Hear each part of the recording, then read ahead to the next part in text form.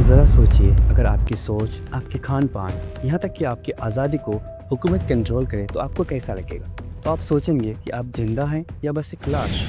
भारतीय मूल के एक पाकिस्तानी राइटर इब्न सफ़ी की एक कहानी है ज़ीरो लैंड, जिसमें वो एक ऐसी काल्पनिक दुनिया के बारे में बात करते हैं जहाँ जनता की हर चीज़ पर हुकूमत का कंट्रोल होता है।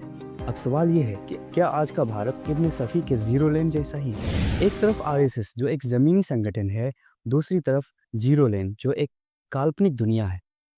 यहाँ चौंकाने वाली बात यह है कि ज़ीरो लैंड और आरएसएस में कई समानताएं पाई जाती है। इन दोनों जगहों पर अलग सोच रखने वालों की कोई जगह नहीं होती। यहाँ सिर्फ मेजॉरिटी को ही ध्यान में रखा जाता है और माइनॉरिटी को नज़रअंदाज कर दिया जाता है।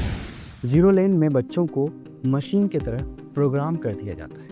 उसी तरह आरएसएस के शाखाओं में हिंदू राष्ट्र के बीच बचपन से ही उसके दिमाग में बो दिए जाते हैं। ज़ीरो लैंड में जिंदगी सिर्फ सत्ता के अनुसार ही चलती है, जहां जनता की सोच, खान पान और उसकी आज़ादी ये सब सरकार के कंट्रोल में होती है, जिसमें सिर्फ सरकार का ही हुक्म चलता है। अब सवाल ये है कि भारत का भी भविष्य ऐसा ही होगा, जहां मीडिया सिर्फ नेताओं की आवाज़ बन जाए, जहां फेक न्यूज़, ट्रोल्स और डर ही सच्चाई हो। तो वहाँ ज़ीरो लैंड और हमारा आज कितना अलग है। इब्न सफ़ी हमें डरा नहीं रहे थे, बल्कि वो हमें जगा रहे थे कि अगर मेजॉरिटी ने freedom of speech, freedom of expression, सोचने का हक और माइनॉरिटीज़ की इज्जत की हिफाजत नहीं, तो हम सब भारत के नहीं बल्कि ज़ीरो लैंड के बेआवाज़, बेइज्जत और बेइख्तियार नागरिक। याद रखें, ज़बरदस्ती चाहे कल्पनाएं हों या हकीकत, वो हमेशा सोचने और सवाल करने से रोकती है। तो इसलिए सोचिए और सवाल करें, क्योंकि सिर झुकाना